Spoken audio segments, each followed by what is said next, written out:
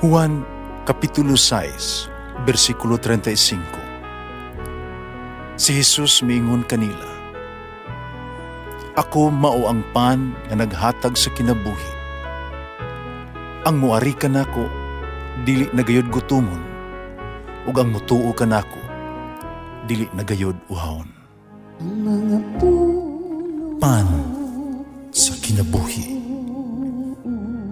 maglikon unta sa mong pagtuo ug gagaka kami sa pagtuman sa imong mahal nga kasuguan.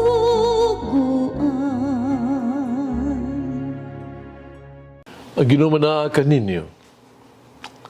Santos nga Ebanghelyo sumala ni San Marcos. Si Jesus bibiya ni atong dapita, bipauli sa Nazaret, nga iyang lungsod.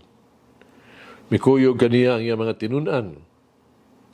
Saan lang ipapahulay, miadto siya sa sinagoga, nanudlo sa mga tao. Dagha mga tao didto. O sila ang pagkadungog kaniya, nahibulong silang tanan. Kung ngutana sila, diin man niya hikat unig kining tanan? Usang matang sa kaalam kining nabatunan niya, giunsa man niya kini paghimog mga milagro. Dili ba siya mauman ang panday nga anak ni Maria? Igsuon nila si Santiago o ni Jose o ni Judas o ni Simon? Dili ba ang iya mga igsuong babae ani aman dinhi ka nagpuyo? Tungod ini wala sila mutuo kaniya. Ug miingon si Jesus kanila, ang propeta kitahod sa tanang dapit gawa sa iyang kagulingong lungsod, sa iyang mga kadugo ug sa mga iyang banay. Wala sa maghimog milagro dito gawa sa pagtapion sa mga kamot ni atong pila ka mga masakiton na ayo sila. Natingala siya pag-ayo nga wala sila mutuo. Nimiadto si Jesus sa tanang kasikbit nga balangay nanudlo sa mga tao. Ang Ebanghelyo sa Ginoo. Pasalamati ang Ginoo kay siya maayo, ang iyang gugma mulungtad hangtod sa kahangturan. Pasalamati ang Diyos sa tanang mga Diyos, ang iyang gugma malungtaron. Pasalamati ang Ginoo sa mga Ginoo, ang iyang gugma malungtaron.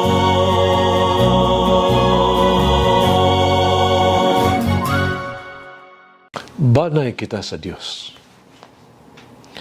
Kaya sa Ebanghelyo karong adlaw, ato makita ang duha ka butang mahitungod sa Ginoo, sa Dios. Una, kung unsay paabot sa Ginoo gikan kanato. O ang iyang gusto nga mao ang atong pagtuo. Si Marcos nagsulti kanato nga si Jesus natingala sa ilang kakulang sa pagtuo. Atong pagtuo mao ang pagtuo sa Dios. Pagsalig kaniya. Atong pagtuo mo ang pagdawat sa gisulti o gibuhat sa Dios kadato. Kini mo ang hugot nga pagtuo, kadili kaduha-duhaan, pagduha-duha sa iya mga pamaagi o pagduha-duha sa iya mga pulong. Kadili pagsupak sa iya mga balaan nga plano. Gusto sa Dios ang atong ibutang ang atong pagtuo diha kaniya. Uban sa pagtuo sa Dios, siguradong maghimo siya gamhanang mga buhat alang kanato. Adunay pagkaayo, adunay mga milagro, kinilaman kon kita adunay lig-on nga pagtuo kaniya.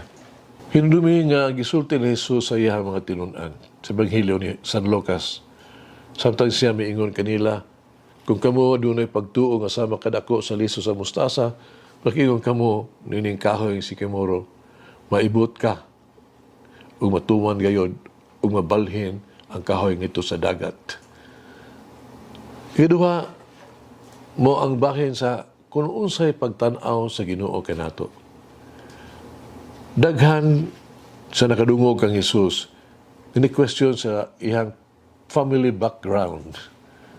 Nagdaduha sila sa iyang mga pagtulunan, nangutana sila, diin ka ni ining tawhana, magkuha kining tanan, unsa matangas ka alam, ang gihatag kaniya, nakatuna niya, karon ang Diyos dili na magduha-duha sa ato ang kita, social o family background.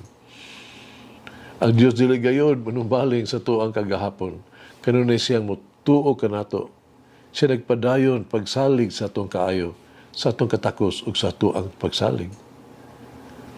Kadto nakadungog ni Jesus nga napakita sa tinagong nga kinaiya sa tao ngadto siyang isig ka tao.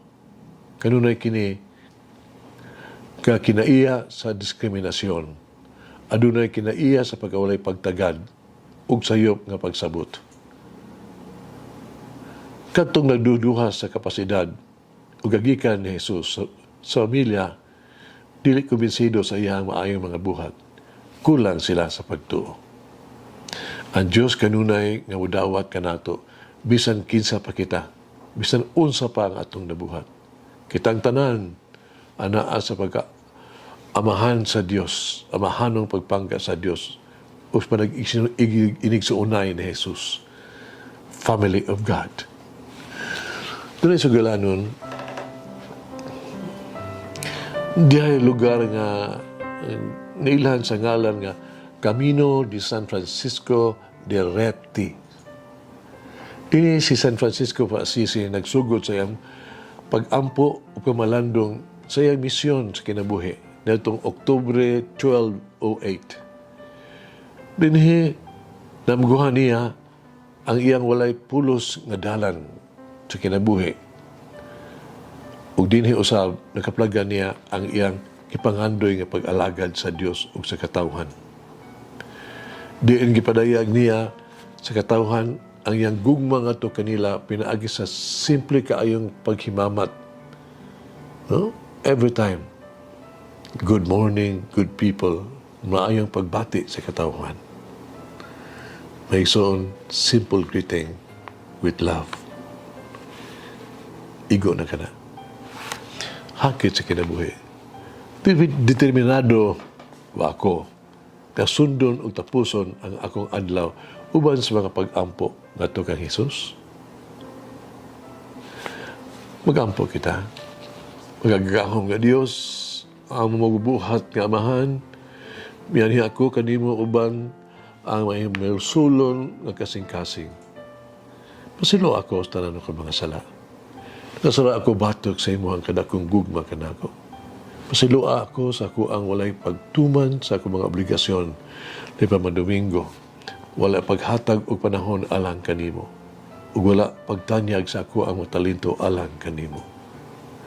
Sa imong balaang gugma, umadagayaon nga kaluoy, ihatag kanako ang imong pasaylo. Pasilua ako tungo sa dili pagtahod sa makatungod sa kabtangan o sa uban pa. Pasilo ako sa pagpasakit nila pinaagi sa pulong, lihok ug aksyon ug buhat. Sa mabalaan gugma o madagayaon nga kaluoy, mapausanon ko mga hayo sa imong pasaylo. Pusaan ko gikan karon magbag-o na ako ug aron mahimong mas mamaayong tao. Amen. Mama Mary, grant me a more merciful heart, formed in the likeness of the mercy of God.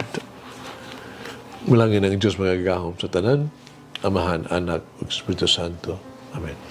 May the Lord of the divine mercy bless us all, heal us from all diseases and suffering. Ayun unta niya kita, tanang mga sakit na sa lawas, o sa kalag, body and soul. In the name of the Father, the Son, and of the Holy Spirit. Jesus, I trust in you.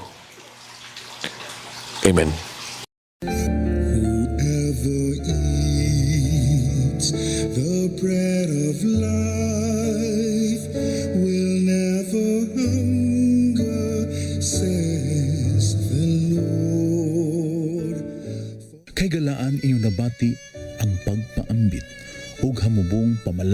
sa pulong sa Dios pinaagi sa tulumanon.